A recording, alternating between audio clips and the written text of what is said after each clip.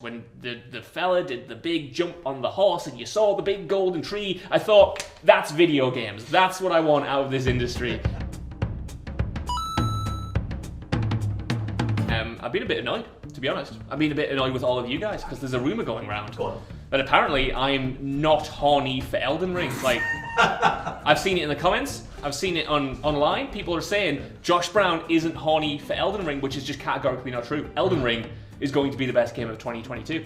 And I am saying that with confidence because I know that you don't necessarily agree, Scott. No, I mean, it's just Dark Souls 4, isn't it? Just reused animations left, right, and centre. It might just be Dark Souls 4, but that's good. That's like completely fine with me. I was not skeptical about this game, but you know, we heard very little of it for years and years in the run up to it. We knew about the story, we had a few trailers, but then it was like radio silent, and then about a couple months ago at the time that this goes out, they released that proper big gameplay dive, and I just thought, that looks awesome. It looked like everything that the developers had learned from Sekiro, from Bloodborne, from Dark Souls, and they just mixed it all together in this lovely From Software slop that I'm going to take a big spoon to and just absolutely guzzle it like non-stop, because I think it looks beautiful. I think the combat looks incredible, and I'm just so excited to get lost in a FromSoft world again. You know, Dark Souls is one of my favorite games, Bloodborne, one of my favorite games, and the way this is being, you know, lined up, I think the world just looks gorgeous. When the fella did the big jump on the horse and you saw the big golden tree, I thought, that's video games. That's what I want out of this industry. And there are so many good games coming out next year. Obviously, everyone's going to name drop God of War Ragnarok, all of that stuff. But for me, Elden Ring is coming out in February, I think, at this point. Really early on. Everything else is. And maybe it clinches it that early. I don't know, but that's... I want to go play it now, somehow. We're trying the comments. What about Gollum the game that's coming out next year? Yeah, you had a whole thing about Gollum. Well, the thing about Gollum is that should have been the 2021 game of the year, but then where did it go? So it might be 2022, but it might get delayed again. I have been personally, you know, insulted by the Gollum game at this point. It was my baby. Wanted to nourish it into existence, and now it's, who knows where it is. It's gone off to Mount Doom, chucked himself in the old volcanic mess of industry delays. Someday, mate. Someday. When we do this video next year, that'll definitely be it. Will it though? Nah. I don't know. Nah. Wait till we do the best moments and Gollum's going to be number one. Already hate Wait till we do the best game of the year podcast and I slip Gollum as my number one, and then you guys lose your mind. Crash Bandicoot again. It's fine. Could be. Hello all of you beautiful people, giant snowy eagle of a man, Jules Gill here, and today I'm talking about my most anticipated game of 2022, and to be fair, it's actually a very tough choice because there are a bevy of beautiful titles that look to be emerging on the horizon and saying, hey there sailor, you fancy a good old time? And I'm like, yes, but to be fair, my heart will always belong to Warhammer. I mean, you've seen the painting table, you've seen the fact that I do some stuff over on Live and Let's Dice that's all Warhammer related. Of course, it had to be a Warhammer game that I'm the most hyped for.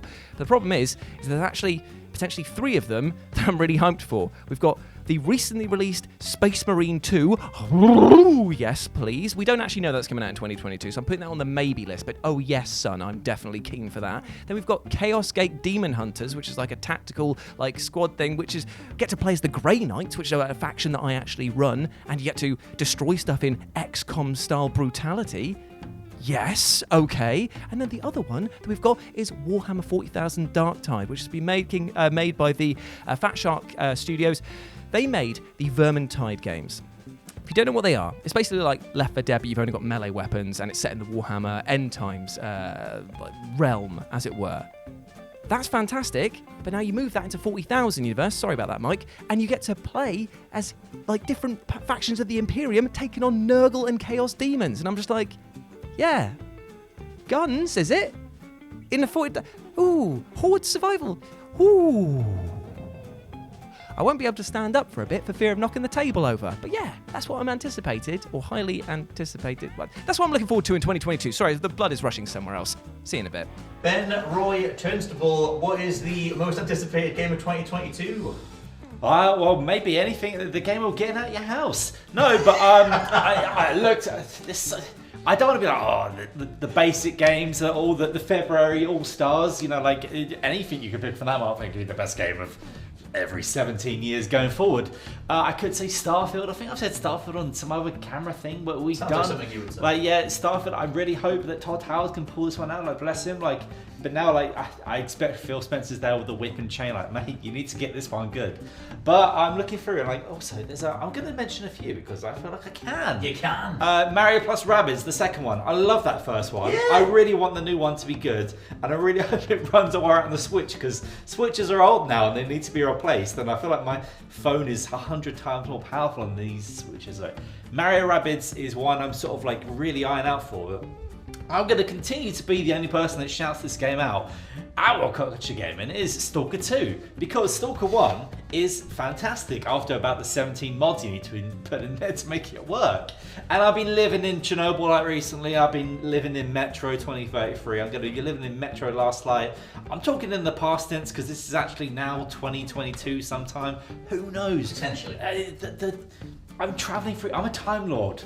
But Stalker 2, I can't wait to see how that comes out, and I still don't believe it's coming out, right? I still don't believe Stalker 2 is going to be a thing after all the controversy, because Team Split and the Metro guys actually were working with them at one point, and there's always like, you stole our stuff, and you stole our stuff, and after playing Chernobyl, it's getting me in the mood, it's getting me to wander around the nuclear waste that isn't the real world, because the real world's a wasteland, and I just really hope that Stalker 2 is just give me all that goodness.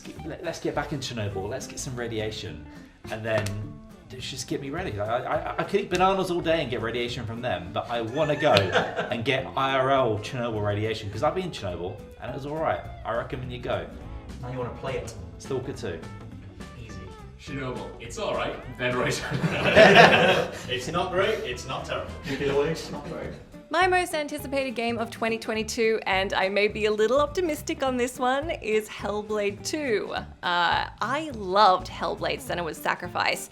Much like all the reasons I enjoyed Inscription so much this year, that game was something I felt like I hadn't seen before. There's elements of the combat that feel familiar, but there's just something about the vibe of the world, the narrative, the voice acting, the performances are incredible, the voices in her head, everything combines in a way that creates such a unique experience between the combat and the puzzling. And I love the era and the atmosphere. And I think just more of that is a dream. I just want to get embedded into that gritty, depressing hellhole. 2022, please. 2023, I can wait, but hopefully 2022.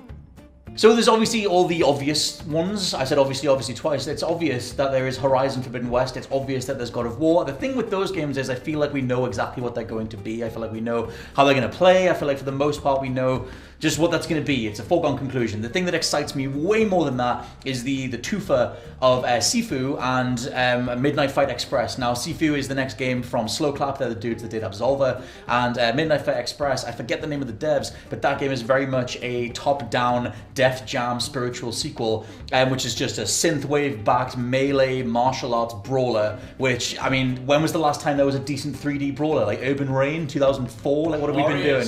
The Warriors 2006, like it's been a long time. And I love that whole genre. I love just brawling 3D, give me environmental interactions, give me really cool finishes, give me martial arts, roundhouse kicks, and slams, and whatever else. It's the inner wrestling lover inside me that makes me want to play these games. And Sifu is a way more tactical version of that. You know, the way that Absolver worked was very unique. You were always like learning different moves. If stuff was performed on you, you would learn it if you defended against it enough times. And I think that they'll have some sort of system like that for Sifu itself as well. And I just hope it's the start of a renaissance of martial arts melee focused games, because Lord knows we've had enough shooters, and I like the shooters as much as the next person, but let me roundhouse kick someone in the side of the chops because it's been a long time since I've done that. So both these games have been sky high on my most anticipated list since they both got announced, and just go check out Midnight Fight Express's trailer. That thing is surgically laser focused to be my shit. I love it. You said a naughty word. Yeah. Yeah. We've all sort of mentioned the obvious ones already. God of War Ragnarok is probably going to be the big AAA game that like really gets me because God of War 4, whatever you want to call it, when I played that in 2018, I played that thinking, well, this can't possibly be good. Kratos in a serious hairy dad game, and then it was amazing. And obviously the next one looks great, but that's not what I want to talk about. I want to talk just a little bit about a game that I still don't know much about yet. I've just seen some mysterious little teasers for it. Is Trek to Yomi, which, if you remember, there was a little game that came out last year. Yes. Called Ghost of Tsushima. Beautiful game. A beautiful game, and really, really especially beautiful because it was in black and white. Well, your version was. No, there wasn't a colour. What are you on about? It was in black and white. That was the only way to play that game. Very true. Anyway, I was a maniac and played the entire game in black and white because I have a huge place in my heart for black and white samurai films from the 1960s. Obviously by Akira Kurosawa and Saki Kobayashi and Kaneto Shindo and all that lot. And I just loved that. I loved how it captured that aesthetic. And a lot of people said, oh, you missed out on all the colour. But I got a different experience. I loved it. And then this trailer came out for this game called Trek to Yomi. And what is it? It's so your thing. It's a samurai game that's in black and white. And it's all grainy. And it's got like little scratches on the image and stuff. And again, I've only seen like a couple of little teasers for this.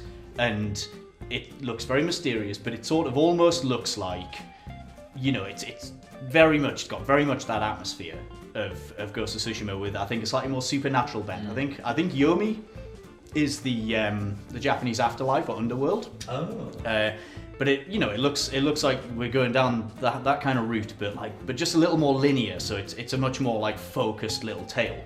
And it just looks like a lovely little indie game that's got like some very clear influence and very clear direction, and something that's just right up my street personally. Like, it's just I'm gonna play it and I'm gonna love it, just on the virtue of how it's presented and its design philosophy.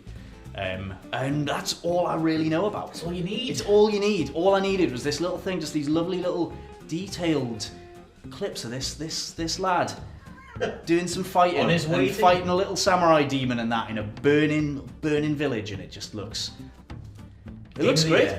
Game of the year. There's no colour. Game of the year. It's in black and white. Embrace black and white, you cowards.